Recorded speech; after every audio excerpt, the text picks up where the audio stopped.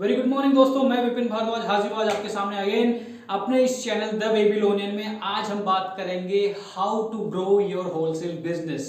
अपने जो आपका जो होलसेल बिजनेस है इसको कैसे एक्सपैंड किया जाए, कैसे ग्रो किया जाए, सेल्स कैसे बढ़ाई जाए, प्रॉफिट कैसे बढ़ाया जाए। बहुत सारी बातें होती है, बहुत सारे फैक्टर्स होते हैं, बहुत सारे तरीके होते हैं। और जैसे आपको पता है कि अब होलसेल बिजनेस भी इसमें चेंजेस आने लगे हैं, ऑनलाइन हो गई काफ़ी चीज़ें।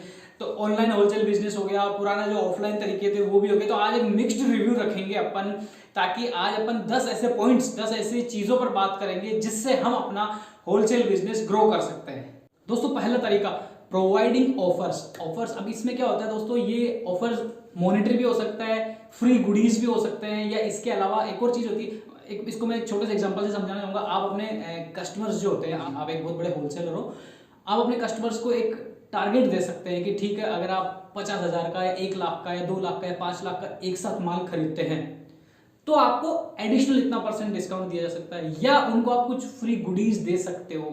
ठीक है, वो रैपो बिल्डिंग के लिए वो एक चीज हो जाती है। या उसके अलावा आप कई बार जो ट्रांसपोर्ट चार्जेस होते हैं वो वेव ऑफ कर सकते हो। वो बोल सकते हो कि I will bear the transport charges. Generally market का रूल होता है कि जो माल मंगवाने वाला होता है, जो बायर होता है, जो रिटेलर होता है, वो ही ट्रांसपोर्ट या कुरियर के चार्जेस बियर करते हैं। यहाँ पर आप ये कह सकते हो प्रोवाइडिंग ऑफर्स वाली स्कीम के तहत कि I will beer your all the transport और कुरियर चार्जेस। तो इस तरह से ये छोटी छोटी चीजें करके आप अपना होलसेल बिजनेस ग्रो कर सकते हो, क्योंकि इससे वो कस्टमर जो आपके रिटेलर जो है, जो कस्टमर्स है, वो आपसे बने रहेंगे। दूसरा पॉइंट आता है दोस्तों गुड सर्विसेज। गुड सर्विसेज के अंतर्गत आप ये देख लीजिए, आपका जो ऑर्डर फुलफिलमेंट प्रोसेस जो होती है वो काफी स्पीडी होनी चाहिए, फास्ट होनी चाहिए। ठीक है, आज सुबह ऑर्डर आया तो हो सके तो शाम तक तो वो पार्सल डिस्पैच हो जाना चाहिए, या ज्यादा से ज्यादा नेक्स्ट डे तक वो पार्सल डिस्पैच हो जाना चाहिए ट्रांसपोर्ट के लिए या कुरियर के लिए। और उसके बाद पोस्ट सेल सर्विस भी काफी मायने रखती है। मान लीजिए आपने पार्सल भेजा, किसी ने 2 लाख का माल मंगवाया, 2 लाख रुपये का, कोई भी जो प्रोडक्ट भेजते वो मंगवाया, आपने भेज दिया, डिस्पैच कर दिया। अब जब उसको कस्टमर को रिसीव हुआ तो मान लीजिए कुछ आपने स्पीडी डिलीवरी तो करवा दी है, फास्टली आपने भेज तो दिया, प्रॉम्प्टली भेज तो दिया, लेकिन क्या होता है कि मान लीजिए माल गया तो कुछ डिफेक्टिव आइटम्स थे, या कुछ दिक्कत हो गई रास्ते में, ट्रांसपोर्ट में माल खराब हो गया, बहुत सारी ऐसी बातें हो जाती है। तो कस्टमर्स को, जो आपके जो कस्टमर्स होते हैं, रिटेलर्स होते हैं, उनको आप सेटिस्फाई करने के लिए, उनको आप हैप्पी रखने के लिए आप पोस्ट सेल सर्विसेज में ध्यान दीजिए हमेशा दोस्तों। उनको आप कह सकते हो कि ठीक है, जो डिफेक्टिव आइटम्स है वो वापस डिस्पैच कर सकते हैं, I will bear the courier charges, ये सब चीजें। तो पोस्ट सेल सर्विसेज भी इसमें बहुत मायने रखती है और ये सर्विसेज के अंतर्गत ही आती है। तीसरी चीज आती है दोस्तों, keep increasing your database continuously. दोस्तों क्या होता है कि मान लीजिए, फॉर एग्जांपल मैं मेरा खुद का एग्जांपल लेके बताऊं, 2016 में मैंने India mart, just dial, trade India और alibaba.com चारों का सब्सक्रिप्शन लिया। ठीक है, उससे मेरे को डेटाबेस काफी इकट्ठा होने लगा। 1 साल, 2 साल, 3 साल तक मैंने 2019 तक मैंने वो सारी सर्विसेज यूज करी। ठीक है, अलीबाबा सिर्फ 1 साल ही यूज किया था, क्योंकि वो पैसा भी बहुत ज्यादा लेता है, उससे कोई मेरे को ज्यादा बेनिफिट भी नहीं हुआ। लेकिन ये जो जस्ट डायल, ट्रेड इंडिया और इंडिया मार्ट है, ये सब चीजें मैं, ये सब पोर्टल्स में यूज करता रहा। इनको पेड सब्सक्रिप्शन मैंने ले रखे थे, तो मेरे को डेटाबेस होता था। एक समय आया मेरे पास 7-8 हजार कस्टमर्स का डेटाबेस हो गया था, मेरा सारा पुराना नया सब कुछ मिला के। तो मुझे लगा कि शायद मुझे अब नए डेटाबेस की जरूरत नहीं है, तो मैंने वो सब्सक्रिप्शन रुकवा दिया। ठीक है, मैंने इंडिया मार्ट वालों को बोल दिया मेरे को आगे कंटिन्यू नहीं करना। मैंने India mart, just dial, trade India सबको बोल दिया मेरे को आगे कंटिन्यू नहीं करना। ठीक है, आप बंद कीजिए अपनी सर्विसेज, क्योंकि मेरे पास इनफ डेटाबेस हो चुका है, जो कि मेरी एक गलती थी और मैंने सीखा उस चीज को। क्योंकि क्या होता है दोस्तों, जो डेटाबेस आपके पास था उसमें से कई लोग डेड कस्टमर थे, मतलब डेड हो जाते हैं over the period of time, कई लोग बिजनेस बंद कर देते हैं, तो उनमें से डेटा धीरे धीरे खत्म होने लगा। और मुझे एक समय मुझे एहसास होने लगा कि फ्रेश लीड्स जो होती है उन पे बिजनेस करने का अलग ही मजा आता है। तो मैंने वापस रिसेंटली 4-6 महीना पहले ट्रेड इंडिया, जस्ट डायल और इंडिया मार्ट तीनों पे वापस सब्सक्रिप्शन चालू करवाया है। और उसके अलावा सोशल मीडिया प्लेटफॉर्म्स पर भी मैंने वापस अपनी टीम को एक्टिव किया है, ताकि अपना जो डेटाबेस होता है वो इंक्रीज होता रहे।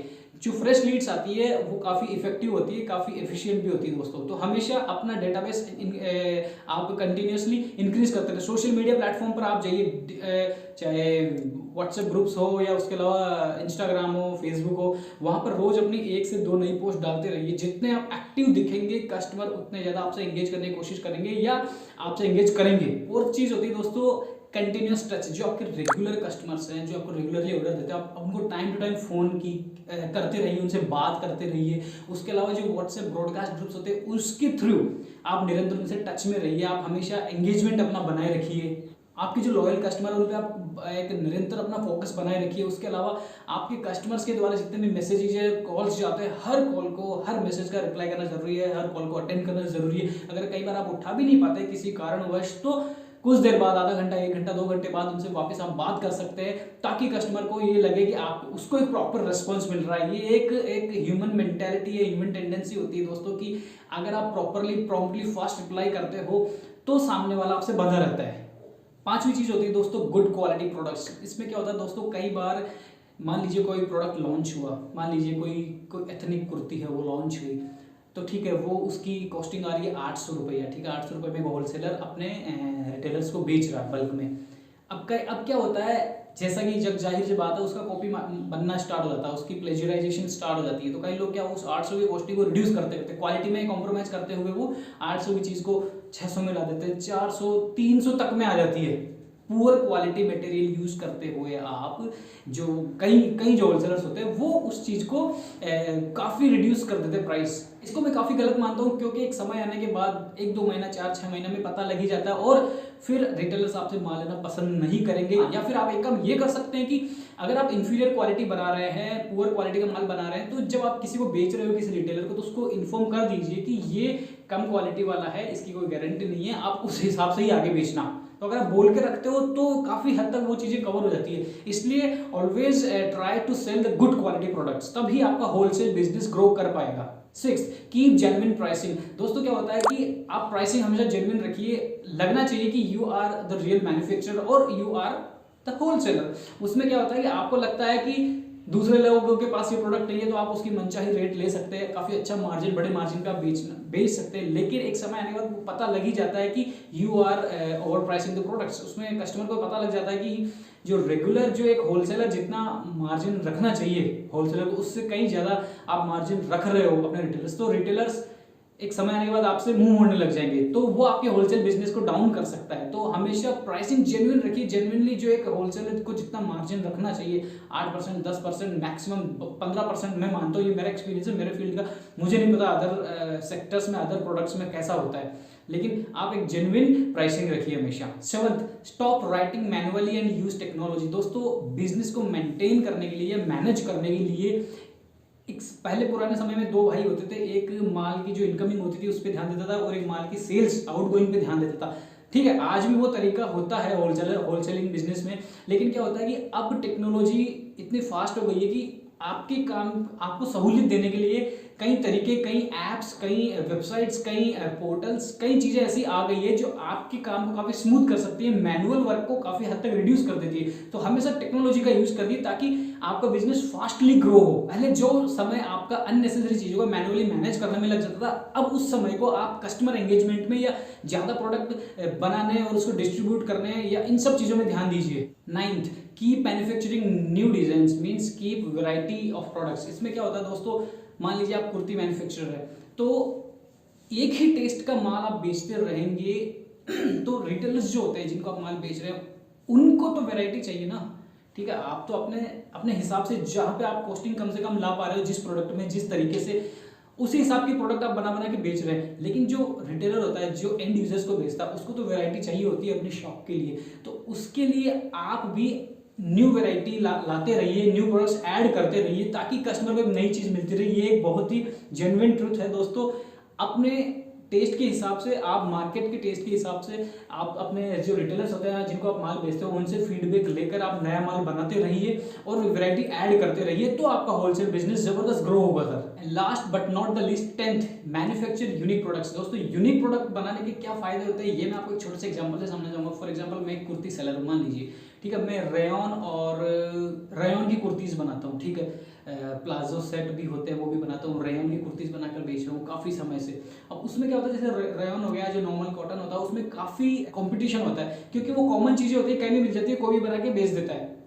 अब अगर मेरे को कुर्ती सेक्टर में अगर मैं कुछ यूनिक चीजें क्या होती है, जैसे मैं समझाता हूँ, जैसे मान लीजिए हैंड ब्लॉक प्रिंट का माल बनाकर मैं बेचूं, वो यूनिक हो गया। वो उस चीज में बहुत कम लोग घुसना चाहते हैं, क्योंकि वो बहुत ही लेंथी, काफी बोरिंग प्रोसेस होती है, काफी लेंथी प्रोसेस होती है। उसमें क्या, कपड़े की प्रिंटिंग होना, उसी में काफी समय लग जाता है, और उस प्रिंटिंग के भी अलग अलग प्रोसेसेस होती है।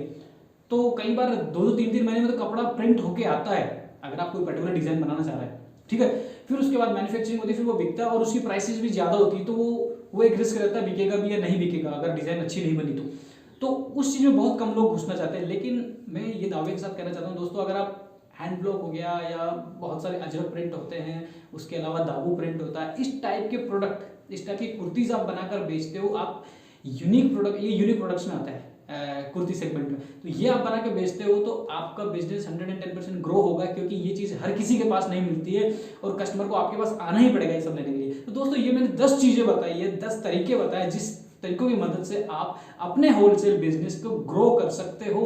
आई होप आपको ये इन्फॉर्मेशन अच्छी लगी, अगर अच्छी लगी तो प्लीज़ सब्सक्राइब कीजिए मेरा चैनल, लाइक कीजिए मेरे वीडियो को, अच्छा नहीं लगा तो डिसलाइक कर सकते हैं, अगर कुछ सवाल है तो कमेंट बॉक्स में जाके आप पूछ सकते हैं। Thank you very much.